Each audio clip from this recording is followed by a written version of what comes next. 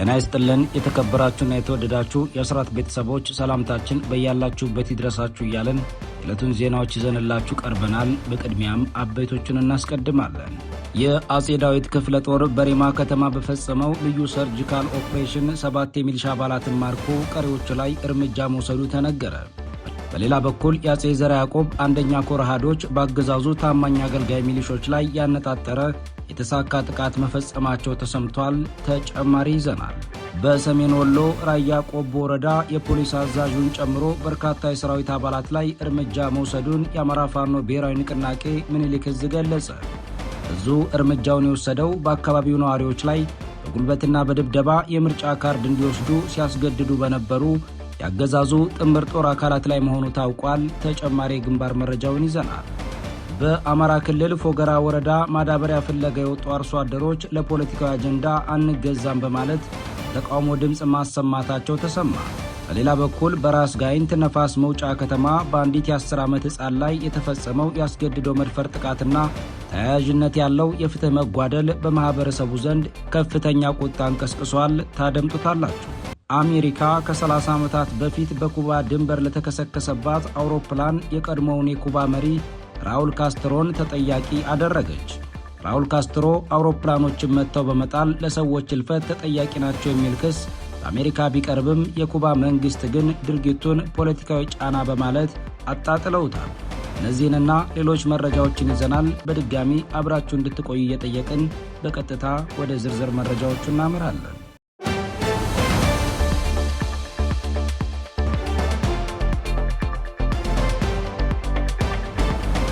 የአጼ ዳዊት ክፍለ ጦር በሬማ ከተማ በፈጸመው ልዩ ሰርጂካል ኦፕሬሽን 7 የሚሊሻ አባላትን ማርኮ ቀሪዎቹ ላይ እርምጃ መውሰዱ ተነገረ። በሌላ በኩል የአጼ ዘርዓ ያዕቆብ አንደኛ ኮር አሃዶች በአገዛዙ ታማኝ አገልጋይ ሚሊሾች ላይ ያነጣጠረ የተሳካ ጥቃት መፈጸማቸው ተሰምቷል። ዝርዝሩ እንደሚከተለው ይቀርባል። የበረራው ንጉስ ጀግናው አጼ ዳዊት ክፍለ ጦር በሬማ ከተማ በፈጸመው ልዩ ሰርጂካል ኦፕሬሽን 7 የሚሊሻ አባላትን በመማረክ ቀሪዎቹ ላይ እርምጃ ሲወስድ የአጼ ዘርዓ ያዕቆብ ኮር አሃዶች በአገዛዙ ታማኝ አገልጋይ ሚሊሾች ላይ ያነጣጠረ የተሳካ ጥቃት ፈጽመዋል። የአፋብን ሸዋ ጠቅላይ ግዛት ያሳምነው ዕዝ አሃዶች በሁሉም የሸዋ ቀጠናዎች በአገዛዙ ዙፋን አስጠባቂ ሰራዊት ላይ የተጠናከረ ዘመቻ እያካሄዱ ሲሆን በሸዋ መራቤቴ አውራጃ በሬማ ከተማ በርካታ ያገዛዙ ጥምር ጦር ላይ በአጼ አምደ ጽዮን ኮር በጀግናው አጼ ዳዊት ክፍለ ጦር አማካኝነት ከሌሊቱ 7 ሰዓት ላይ በተፈጸመ የከተማ ውስጥ ኦፕሬሽን 7 የሚሊሻ አባላት ከከተማው አደባባይ ሲማረኩ በውል የማይታወቁ ሙትና ቁስለኛ መሆናቸውን ኮሩ በምስል አስደግፎ በላከው የአውደ ግንባር መረጃ ለአስራት ብሮድካስቲንግ ሰርቪስ ገልጿል። ጀግናው አጼ ዳዊት ክፍለ ጦር በሰራው ልዩ የከተማ ውስጥ ኦፕሬሽን የተደናገጠው አገዛዝ ከሚዳና አካባቢው የተውጣጡ 9 የሚሊሻ አባላት ዛሬ ረፋዱን ጨምሮ ወደ ፋኖ ተቀላቅለዋል። ይህ በእንዲህ እንዳለ የአጼ ዘርዓ ያዕቆብ ኮር የ7 ለ7 ክፍለ ጦር የደመላሽ ሻለቃ ቃኞች ዛሬም እንደ ትናንቱ የጦር ወንጀለኛው ወንበር አስጠባቂ ሚሊሾች ላይ እየወሰዱት ያሉትን እርምጃ አጠናክረው መቀጠላቸውን ኮሮ አስታውቋል። በኤፍራታና ግድም ወረዳ በፈረደ ውሃ ቀበሌ በመግባት የአገዛዙ ታማኝ አገልጋይ በሆነው የሚሊሻ ጠርናፊ ነጋሽ መኮንንን ጨምሮ ሌሎች ወዳደር ሚሊሻ ላይ የማያዳግም እርምጃ ሲወሰድ ቀሪው የጠላት ኃይል መሳሪያውን በምርኮ አስረክቦ እግሬ አውጪኝ በማለት ወደ አጣዬ ከተማ መፈርጠጡን ኮሩ በመረጃው ገልጸዋል።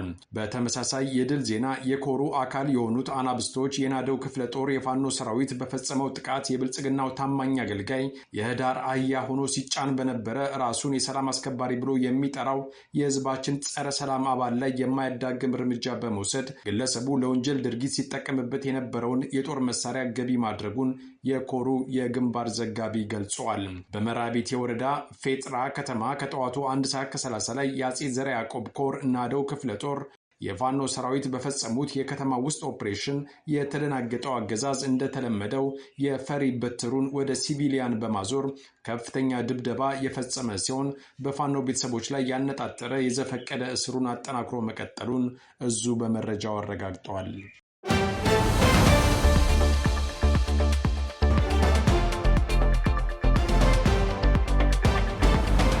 በራያ ቆቦ ወረዳ በተፈጸመ የደፈጣ ጥቃት የፖሊስ አዛዡን ጨምሮ በጸጥታ አካላት ላይ ጉዳት መድረሱ ተገለጸ። እርምጃውን የወሰደው የአማራ ፋኖ ብሔራዊ ንቅናቄ ምኒልክ ዕዝ በአካባቢው ነዋሪዎች ላይ በጉልበትና በድብደባ የምርጫ ካርድ እንዲወስዱ ሲያስገድዱ በነበሩ የአገዛዙ ጥምር ጦር አካላት ላይ መሆኑን ገልጿል። በሰሜን ወሎ ዞን ራያ ቆቦ ወረዳ ልዩ ስሙ ዘሃ ውሃ ድልድይ በተባለው አካባቢ በተሰነዘረ የደፈጣ ጥቃት የተኩለሽ ከተማ የፖሊስ አዛዥ የነበሩት መለስ አባዩን ጨምሮ በርካታ የጸጥታ አካላት ላይ ከፍተኛ ጉዳት መድረሱን የፋኖ ወታደራዊ ምንጮች አስታውቀዋል። ጥቃቱን የሰነዘረው የአማራ ፋኖ ብሔራዊ ንቅናቄ ወሎ ቤት አማራ ምኒልክ ዕዝ የ102ኛ ኮር የ12ኛ ክፍለ ጦር አንደኛና ሁለተኛ ሻለቃ ቃኝ ግብረ ኃይል መሆኑንም የዕዙ የህዝብ ግንኙነት መምሪያ ለአስራት ባደረሰው መረጃ ገልጿል። ጥቃቱ የተፈጸመው በዛሬው ዕለት ከተኩለሽ ከተማ ወደ ቆቦ ከተማ በመጓዝ ላይ በነበሩ የብልጽግና ሰራዊት አባላትና የምርጫ አስፈጻሚዎች ላይ በተያዘ ደፈጣ መሆኑም ተገልጿል።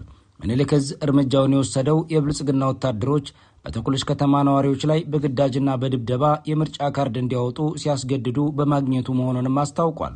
የምኒልክ ዕዝ የህዝብ ግንኙነት ክፍል ለጣቢያችን እንደገለጸው ብልጽግና በምርጫ ስም ከሚፈጽመው ውንብድናና ከአማራ ፋኖ ጋር እያካሄደው ካለው ጦርነት በተጨማሪ በትግራይ፣ በኦሮሚያ፣ በቤንሻንጉል ጉሙዝና በአፋር ክልሎች የፈጠረው አለመረጋጋት ሀገሪቱን ለከፍተኛ የኢኮኖሚ ቀውስ፣ ለዋጋ ንረትና ለረሃብ ዳርጓታል ሲል ወንጅሏል። ህዝብ ግንኙነቱ አክሎም የብልጽግና ወታደራዊ ኃይሎች የአማራ ፋኖን በሁለት ሳምንት ውስጥ ትጥቅ ለማስፈታት ከሐምሌ 2015 ዓ.ም ጀምሮ የአስቸኳይ ጊዜ አዋጅ አውጀው ቢንቀሳቀሱም ፋኖ በአሁኑ ወቅት በአብዛኛው የክልሉ አካባቢዎች ላይ ወታደራዊ የበላይነት ይዞ እንደሚገኝና በርካታ ቀላልና ከባድ መሳሪያዎችን ከስርዓቱ ማርኮ መታጠቁን ገልጾ ይህም የፋኖን የድል የበላይነት ያረጋገጠ ነው ብሏል።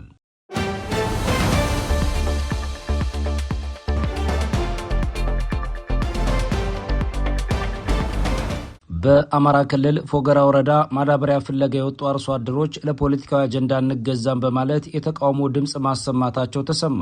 በሌላ በኩል በራስ ጋይንት ንፋስ መውጫ ከተማ በአንዲት የ10 ዓመት ሕፃን ላይ የተፈጸመው አስገድዶ መድፈር ጥቃትና ተያያዥነት ያለው የፍትህ መጓደል በማህበረሰቡ ዘንድ ከፍተኛ ቁጣን ቀስቅሷል። በዛሬው ዕለት ግንቦት 13 ቀን 2018 ዓ.ም የፎገራ አርሶ አደሮች የአፈር ማዳበሪያ ለማግኘት በሚል ወደ ወረዳው ዋና ከተማ ወረታ እንዲገቡ ጥሪ ተደርጎላቸው የነበረ ቢሆንም በቦታው የተዘጋጀው ግን የምርጫ ቅስቀሳና የካርድ መውሰድ አጀንዳ ሆኖ ማግኘታቸውን የአካባቢው መረጃዎች ያመላክታሉ። በድርጊቱ የተበሳጩት አርሶ አደሮች የመጣነው ማዳበሪያ ለመውሰድ እንጂ የፖለቲከኞች መጠቀሚያ ለመሆን አይደለም በሚል የተቃውሞ ድምፅ በማሰማት ስብሰባውን በትነው መውጣታቸውም ተሰምቷል። ከተቃውሞ ጋር ተያይዞም ከአገዛዙ ኃይሎች ጋር ግጭት መከሰቱ ታውቋል። በሌላ በኩል በራስ ጋይንት ነፋስ መውጫ ከተማ ቀበሌ 01 አምባ ማርያም ተብሎ በሚጠራው ሰፈር ግንቦት 12 ቀን 2018 ዓ.ም ከቀኑ 11 ሰዓት አካባቢ የቄስ ሲሳይ አስራደ ልጅ የሆነችው የ10 ዓመት ሕፃን እሌኒ ሲሳይ በአንድ የብልጽግና ወታደር አፈናና አስገድዶ መድፈር ጥቃት እንደተፈጸመባት ተገልጿል። ጥቃቱን የፈጸመው ኮንስታብል ተሾመ ካሳ የተባለ የመከላከያ አባል ሲሆን ሕፃኗ በወላጆቿ ተልካ በመጓዝ ላይ ያለች አፍኖ ወደ ቤት ውስጥ በማስገባት ድርጊቱን መፈጸሙ ታውቋል። በአሁኑ ወቅትም ተጎጂዋ ሕፃን በነፋስ መውጫ ሆስፒታል የሕክምና ክትትል እየተደረገላት የሚገኝ ሲሆን ያገዛዙ ከፍተኛ ወታደራዊ አዛዦች ደግሞ የተጠርጣሪው ስም በሆስፒታሉ የካርድ ክፍል እንዳይታወቅ ለሰራተኞች ማስጠንቀቂያ መስጠታቸውን ምንጮቹ ለአስራት ገልጸዋል። በአካባቢው በተደጋጋሚ በሚፈጸሙ መሰል ጥቃቶችና አግባብ ባለው አካል ትኩረት አለማግኘታቸው ያማረራቸው የአካባቢው ነዋሪዎችም የተፈጸመውን ጥቃት ለዓለም አቀፍ ማህበረሰብ ለማሳወቅና ለመቃወም ሰልፍ ለመውጣት ቢሞክሩም በአካባቢው ፖሊስ ድብደባ ተፈጽሞባቸዋል ተብሏል።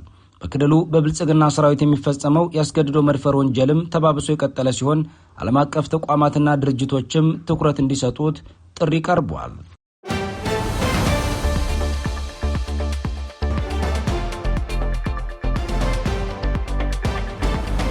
አሜሪካ ከ30 ዓመታት በፊት በኩባ ድንበር ለተከሰከሰባት አውሮፕላን የቀድሞውን የኩባ መሪ ራውል ካስትሮን ተጠያቂ አደረገች። ራውል ካስትሮ አውሮፕላኖችን መጥተው በመጣል ለሰዎች እልፈት ተጠያቂ ናቸው የሚል ክስ በአሜሪካ ቢቀርብም የኩባ መንግስት ግን ድርጊቱን ፖለቲካዊ ጫና በማለት አጣጥለውታል። ተጨማሪው እንደሚከተለው ይቀርባል። አሜሪካ ከ30 ዓመት በፊት በኩባና በፍሎሪዳ መካከል ተመተው ከወደቁ ሁለት አውሮፕላኖች ጋር በተያያዘ የቀድሞ የኩባ መሪ ራውል ካስትሮ ላይ የአሜሪካ ዜጎችን ለመግደል ማሴርና ሌሎች ወንጀሎች የያዘ ክስ መመስረቷ ታወቀ። ረቡዕ ዕለት ይፋ የተደረገው ክስ ካስትሮና ሌሎች 5 ሰዎች ንብረትነቱ ብራዘርስ ቱ ዘ ሬስኪው የተባለ የኩባ አሜሪካውያን ቡድን የሆነ አውሮፕላንን መተዋል ይላል። በዚህም 3 አሜሪካውያንን ጨምሮ 4 ሰዎች ገድለዋል በማለት ክሱ ይወነጅላል። በወቅቱ በወቅቱ የአገሪቱ የጦር ኃይል መሪ የነበሩት የአሁኑ የ94 ዓመት አዛውንት ካስትሮ የአውሮፕላኖችን መከስከስ ተከትሎ ዓለም አቀፍ ውግዘትም አስተናግደው ነበር።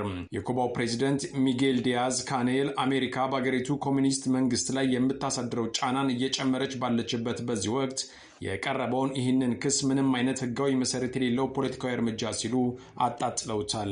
የአሜሪካ ጊዜያዊ ጠቅላይ አቃቢ ህግ ቶብ ብላንች በሰጡት መግለጫ የቀድሞ የኩባ መሪ ላይ አውሮፕላኖችን የማውደምና 4 የተናጠል ግድያ ክሶች እንደሚመሰረቱ ተናግረዋል። አቃቢ ህጓ አሜሪካና ፕሬዚደንት ትራምፕ ዜጎቻቸውን ፈጽሞ አይረሱም፣ ወደፊትም አያደርጉትም ሲሉም ተደምጠዋል። እነዚህ ክሶች ፍርድ ቤት ውስጥ ክርክር የሚደረግባቸው ሲሆን አንዳንዶቹም እስከ ዕድሜ ልክ ሊያስፈርዱ ይችላሉ። እያንዳንዱ የግድያ ክስ የሞት ቅጣት ወይም የዕድሜ ልክ እስራትንም ያከናንባል ተብሏል።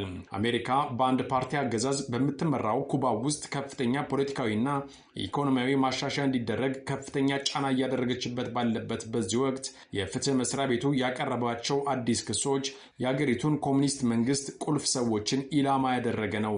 በአሜሪካ ዩኒቨርሲቲ የላቲን አሜሪካ ፖለቲካ ባለሙያ የሆኑት ዊሊያም ሊዮግራንድ እንደሚመስለኝ ስትራቴጂው የኩባ መንግስት በድርድር ጠረጴዛው ላይ ተስፋ እስኪቆርጥ እጅ እስከሚሰጥ ድረስ ጫናው በሂደት መጨመር ነው ሲሉ ስለ አሜሪካ እርምጃ ተናግረዋል።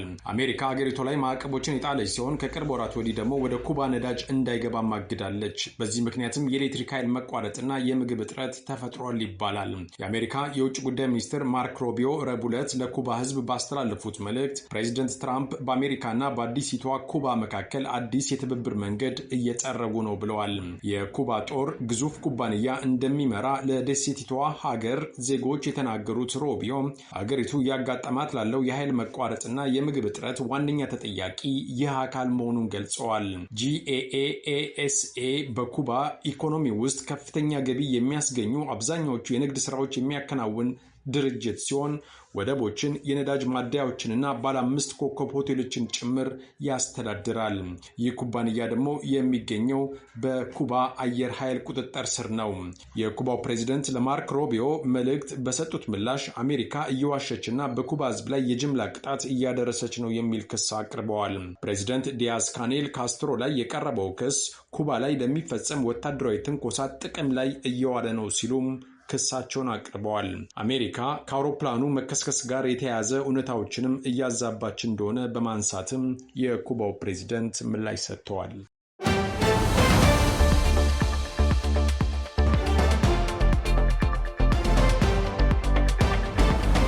ክብራትና ክብራን ቤተሰቦቻችን ለዛሬ ግንቦት 13 ቀን 2018 ዓ.ም የተሰናዱ መረጃዎቻችን የተከታተላችኋቸውን ይመስሉ ነበር። አብራችሁን ስለቆያችሁ ልባዊ ምስጋናችን ይድረሳችሁ እያለን በዚሁ እንሰናበታለን። አስራት ብሮድካስት ሰርቪስ